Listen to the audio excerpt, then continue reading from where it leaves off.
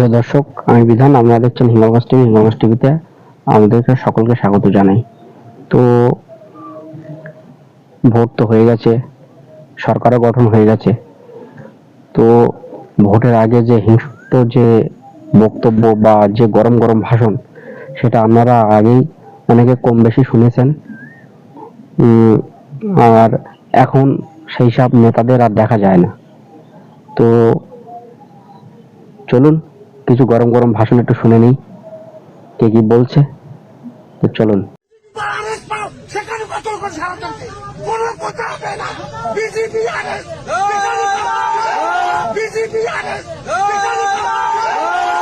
বিজেপির নেতাদের বলছি, জ্যান্ত এই মাটিতে কবর দেবো, মাইক ধরে বলে গেলাম।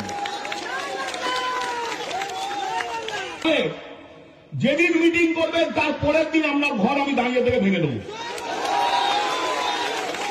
আমি 2021-এ দিদি আমাকে বারণ করেছিলেন বলে আমি ছেড়ে দিয়েছিলাম। 2026-এ দিদি ক্ষমা করবেন, আমি আপনার কথাও শুনবো না। 2026-এ আমরা দলের কর্মীরা আমরা আমাদের মতো চলবো। দিদির কথা আমরা 2 মাস শুনবো না। দিদি আমাকে ক্ষমা করবেন, মঞ্চে দাঁড়িয়ে বললাম, অন রেকর্ড বললাম, প্রেস আছে রেকর্ড করছেন, অন রেকর্ড বললাম। আমি ঘোষণা করছি, বিজেপি যেদিনকে পশ্চিমবাংলায় এনআরসি চালু করবে সেদিনকে থেকে একটা একটা করে লাশ ফেলবো আমরা বিজেপি। মেচুরি আছি 35% প্লাস। এটা বিহার নয়, এটা গুজরাট নয়। ওই নরেন্দ্র মোদী থেকে নিয়ে অমিত শাহকে বলে দেবেন এটা গুজরাট নয়, এটা পশ্চিম বাংলা। এখানে আমরা যেটা বলবো সেটা হবে। একবার 1 সেকেন্ডের জন্য যদি ইশারা দিয়ে দেয়, আল্লাহ মালিক, গায়েবের মালিক আল্লাহ তাআলা জানে কি ধরনের খেলা হয়ে যাবে। আছে সে যদি দুতলা ঘরও হয় আর তৃণমূলের যদি কর্মী থাকে ঝান্ডা ধরে ঘরে, সে ঘরটি পাবে। আর যার ঘর ভাঙা ঘর, তৃণমূল করে না, বিজেপি করে বা অন্য দল করে, সে ঘর দেবো না। এই কথা দিয়ে গেলাম আপনাদের আজকে। যদি ভোট গন্ডগোল হয়েছে তাহলে ভোট দেওয়ার দরকার নাই, বাড়িতে আমি রসগোল্লা ছানা ভরা পাঠিয়ে দেবো।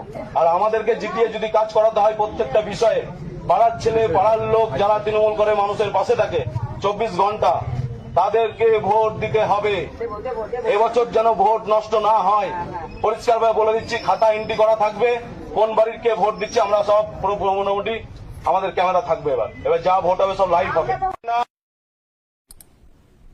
আগামী দিন পশ্চিমবাংলায় কে মুখ্যমন্ত্রী হবে সেটা মুসলমান ঠিক করবে। আপনারা কি বলছেন? তো দর্শক, শুনলেন এই পর্যন্ত। এবার দেখুন অভিষেক ব্যানার্জির গরম গরম ভাষণ কি বলছে একজন এমপি হয়ে। এমন ভাষণ তো দেওয়ার উচিত নয়। মানুষের সেবা করতে এসে এইরকম গরম গরম ভাষণ দেওয়া উচিত নয়। এখন ভোটের পর এখন তার কোনো খোঁজ নেই, তাকে খুঁজে পাওয়া যাচ্ছে না। বাড়ির সামনে গিয়ে মানুষ ডাকাডাকি করছে, কিন্তু সে তার এখন কোনো পাত্তা নেই। তো দর্শক দেখুন। থাকে আর আপনি যদি বাপের বেটা হন, 4 তারিখ দুপুরে কলকাতায় আর বাংলায় থাকবেন, 12টার পর দেখা হবে অমিত শাহ, কথা দিয়ে যাচ্ছি। ভাবে কোপ মারবেন, এই এলাকায় বিজেপির ফ্ল্যাগ ধরার লোক যেন না থাকে। আর একটা ভাষণ দেখুন, যে নন্দীগ্রামে মেয়ে বলে সবাই তাকে চেনে। সনাতনী সেটা 4 তারিখের পর দেখা যাবে। 4 তারিখের পর শুধু আমরা নয়, তোমার অন্ধভক্তরাও দেখতে পাবে তুমি কত বড় সনাতনী, কত কিলো মাপে তুমি সনাতনী আর থাকতে পারো। ভাইরাল সেই অষ্টমীগিরি, সে অষ্টমীগিরি এখন রেজাল্ট আউটের পরে সে অষ্টমীগিরি কাঁদছে। দর্শক কি বলবেন এই মুখোশধারী নেতাদের? কি আপনারা বলুন, এই মুখোশধারী নেতাদের আপনি কি বলবেন, যারা মানুষের সেবা করতে এসে মানুষকে হুমকি দেয়, ঘর জ্বালিয়ে দেবো, বাড়ি পুড়িয়ে দেবো, বাড়ি ছাড়া করব। মানুষের, সাধারণ মানুষের গণতান্ত্রিক অধিকার, সে যেভাবে চলতে পারে, সে যেভাবে যাকে ভালো লাগে বাসে সে তাকেই ভোট দিতে পারে। তো এভাবে কারো গণতান্ত্রিক অধিকারকে ছিনিয়ে নেওয়ার কারো কোনো এখতিয়ার নেই।